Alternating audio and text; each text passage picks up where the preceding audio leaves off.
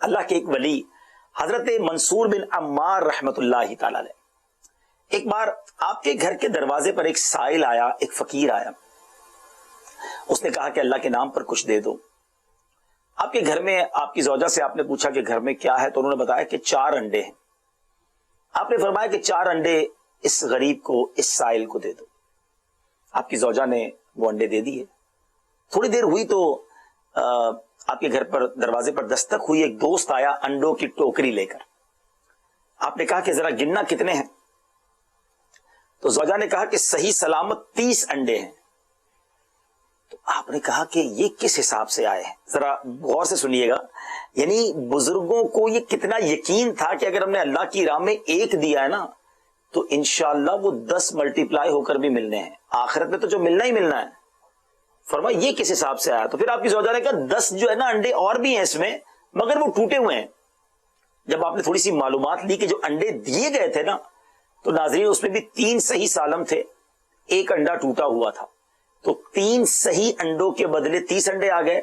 ایک چونکہ ٹوٹا ہوا انڈا دیا گیا تھا تو 10 ٹوٹے ہوئے انڈے ملے. اللہ اکبر. اس واقعے سے سیکھنے کو کیا ملا کہ اللہ کی راہ میں خرچ کریں تو ملٹیپلائی ہو کے ملتا ہے، زیادہ ملتا ہے، دنیا میں بھی ملتا ہے، آخرت میں بھی ملتا ہے. اور بزرگوں کا یہ ایسا اعتقاد تھا، ایسا یقین تھا کہ وہ اللہ کی راہ میں دل کھول کر بنداس، جس کو بولتے نا، بغیر کسی ہچکچاہٹ کے خرچ کرتے تھے. اوپن ہارٹڈلی، بڑی خوش دلی کے ساتھ یہ نیکی کرتے تھے. ہمارے یہاں اب یہ جو ٹوٹے ہوئے انڈے والی بات ہے اور سالم انڈے کی بات، اس میں ایک اور بات بھی کرنا چاہوں گا کہ ہمارے یہاں نارملی ہم کیا صدقہ کرتے ہیں، ہم اللہ کی راہ میں کیا دیتے ہیں. ہمارے پاس جو بچ جائے، جو پھینکنے کے قابل ہو. ہمارا کھانا بچ گیا تب ہمیں غریب یاد آتا ہے. ہمارے جوتے پھٹنے لگے تو آپ کہتے ہیں یار اب کسی غریب کو دے دیتے ہیں. سردیوں میں کئی بار جس رضائی کو استعمال کر لیا، اب رضائی میں کوئی سوراخ ہونے لگا یا وہ رضائی کی سلائی ادھڑنے لگی تو کہا چلو اب یہ کسی کو دے دیتے ہیں. ہماری جیکٹ، ہماری سویٹر یا تو ہمیں پرانی ہو گئی یا اب اس کی زپ خراب ہو گئی، اب یاد آیا کسی کو دے دیں. وہ جراب، وہ ساکس جس میں اب سوراخ ہو گیا پیر انگوٹھی کی جگہ پر، اب کہتے ہیں کوئی غریب کو دے دیں. یعنی ہمیں اللہ کی راہ میں جب بھی دینے کا ذہن بنتا ہے نا، اسی چیز کا بنتا ہے نارملی جو ہمارے کام کی نہیں، پھینکنے والی ہوتی ہے. غور کیجئے، دے کس کی راہ میں رہے. ہمارے گھر میں کسی کی برتھ ڈے ہو، گھر میں کسی کی کوئی خوشی ہو، کیا کرتے ہو آپ؟ سب سے بہترین چیز اپنے بچے کے لیے لاتے ہیں، اپنی فیملی، اپنے بچوں کی والدہ کے لیے. اپنے اچھی چیز دینی چاہیے اپنے فیملی ممبرز کو. میں یہ نہیں کہتا اپنے دوستوں کے لیے ہم اچھا تحفہ خریدتے ہیں، مگر جب رب کی بارگاہ میں دینا ہے تو گھٹیا پھینکنے والی چیز. دیکھیں اللہ کی بارگاہ میں ہمارے پیسے نہیں پہنچتے، اللہ کی بارگاہ میں ہم کسی غریب کی مدد کرتے ہیں، بیسیکلی وہ نیت پہنچتی ہے کہ بندے کو رب سے محبت ہے یا دنیا سے محبت ہے.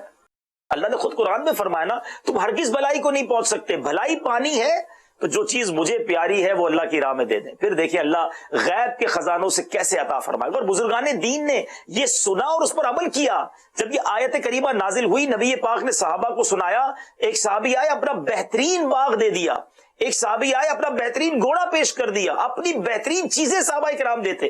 تو بہرحال یہ واقعی اس وقت ہے اور امت کی خیر خواہی کا. آس پڑوس میں دیکھ لیجئے، اپنے رشتہ داروں میں دیکھ لیجئے. میں یہاں اناج بانٹنے والے ان ادارے کے لوگوں سے بھی بات کرنا چاہوں گا، کیونکہ اس طرح کے بھی آج سارا دن ہمیں میسیجز آتے رہے کہ جب دعوت اسلامی والے گھروں پر جا کر پیسے دے رہے. دعوت اسلامی کا طریقہ کیا ہے؟ ہمارے اسلام میں اینولپ میں پیسے ڈال کر پہلے لسٹیں بناتے اور گھر جا کر سفید پوشی کا بھرم رکھتے ہوئے ان کے دروازے پر جا کر پہنچا کے آتے ہیں. تو واقعی مدد کیجئے، لیکن ان کا بھرم بھی رکھیے، ان کی عزت بھی برقرار رکھیے. مشکل وقت ہے، یقین کریں وہ لوگ آج تکلیف میں ہیں جنہوں نے کبھی زندگی میں پیسے مانگے نہیں تھے، کبھی زندگی میں کسی سے مدد لی نہیں تھی.